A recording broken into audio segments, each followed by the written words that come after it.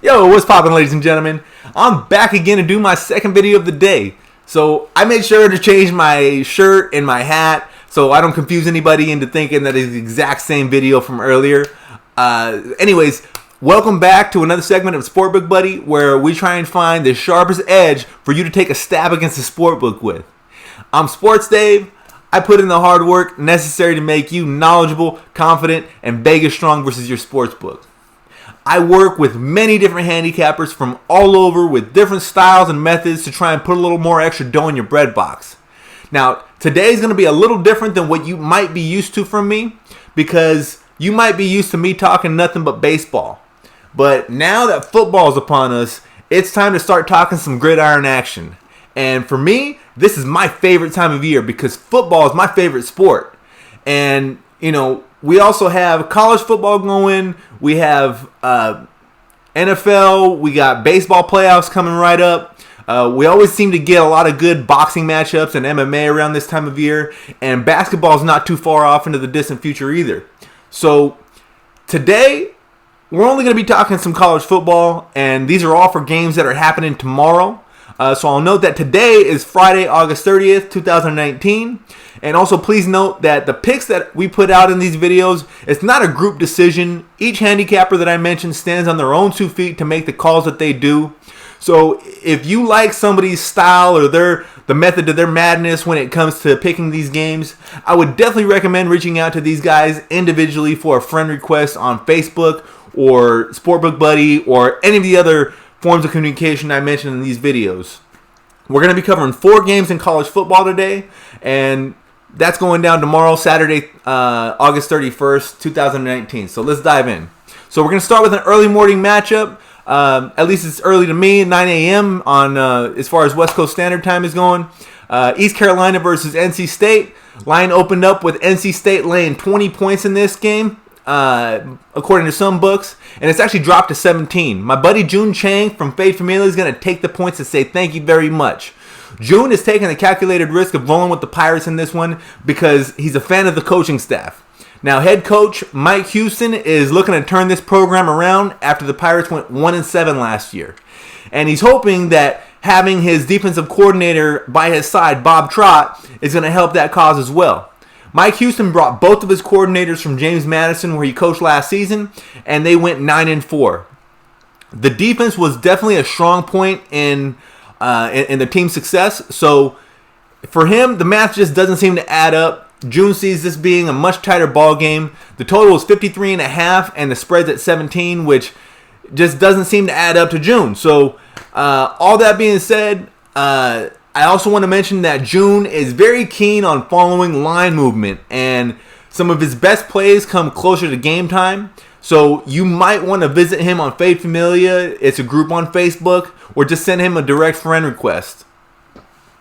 Next game we're going to cover is it's going to be between South Carolina Gamecocks going into Chapel Hill to face off against the Tar Heels. Mac Brown's making his return to the sidelines, and my boy Vlad Nedelku, or as I call him, Vlad the Sportbook Impaler, he's going to lay the points in this one, taking the Gamecocks minus 11. Now, South Carolina is 6-1 against the spread in the last 7 games on neutral fields, and they're 12-5 in their last 17 games against the spread versus ACC opponents. Now, just another side note, a lot of these games, 4 out of 5 of them have actually stayed under for the Gamecocks in the month of August. And the Tar Heels are actually 1-3-1 against the spread in the month of August as well. Vlad is looking for South Carolina to spoil Mac Brown's welcome back party, as he expects the Gamecocks to wear down those Heels with a superior front 7 on both sides of the ball. Now, if you like Vlad's pick and the way he goes about making his picks, I would definitely be sure to pay him a visit at beatthesportsbooks.com. Vlad is always bringing that sharp edge to impale the books with. Next game is Syracuse squaring off versus Liberty. Syracuse comes into the season with a bit more respect than they've had in recent years. With the top 25 ranking to start the year, the Orangemen are actually ranked number 22 to start off the season. Now, last year they ended the season ranked 15th, and I, for one, think it's a lot to do with Dino Babers, the coach for the Orangemen. This guy might be one of the best motivational speakers in all of college football. And if you don't believe me, check him out on YouTube, Dino Babers. And tell me you wouldn't be hyped up just playing for this guy. The line on this game opened up with Syracuse at minus 17.5, and it's gone up to 18.5 at some books. But that's okay, according to Del Warfield and Jesse Wansbrough. Jesse says he's willing to lay those points and take Syracuse for just as much of a reason to fade Liberty Flames as well. Liberty went 6-6 last season, and their defense gave up an average of 38 points a game. Now, Syracuse's offense just happened to also score 38 points a game last year. So look for Syracuse to come out strong and make sure that they justify their preseason ranking to attempt to move up in that college football scene, basically. So Dell also likes this game based on where the action has been going, and he's going to follow the money and where it seems to favor where the house is betting on the Orangemen. You can also find both of these guys on Facebook. You can find them on SportBook Buddy, or just hit them up directly, Del Warfield and Jesse Wansbrough. Last game I'm covering is going to be one of the bigger games of the day, probably the biggest game. I got 3 picks going into this one, with Oregon going into Jerry's World, Arlington, Texas, to play on a neutral site against the Auburn Tigers. Personally, I think that the location kind of favors the Tigers here, but I guess we'll see how well the Ducks travel on this one. Both teams come in ranked. Oregon's ranked number 11, and Auburn's ranked number 16. When you start your season ranked that high, you automatically have a shot for the college football playoffs. However, a game like this can certainly derail those chances right out of the gate if you end up losing. So my buddy Ricardo Pimentel is going to take the Ducks in this game, getting 3.5 points right now. He just likes the fact that Oregon features a top-tier quarterback in Hebert, and he thinks that he's got the moxie to handle whatever pressure the Auburn's defense is going to bring.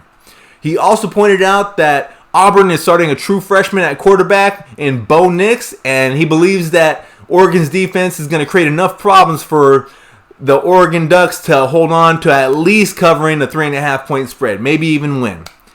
Also, I got a play on this game from Picks of Destiny, who you can find him under that handle on pickmonitor.com.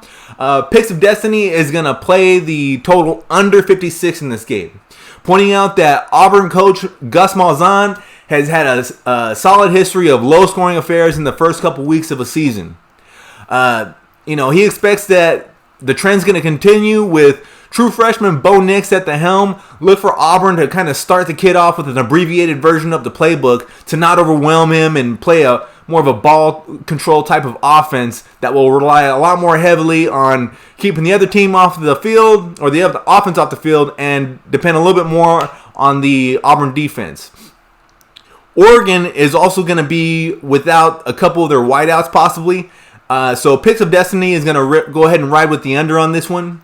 If you like his play, please make sure to hit him up on pickmonitor.com, or you can also find him on Twitter under the handle of at Picks of D.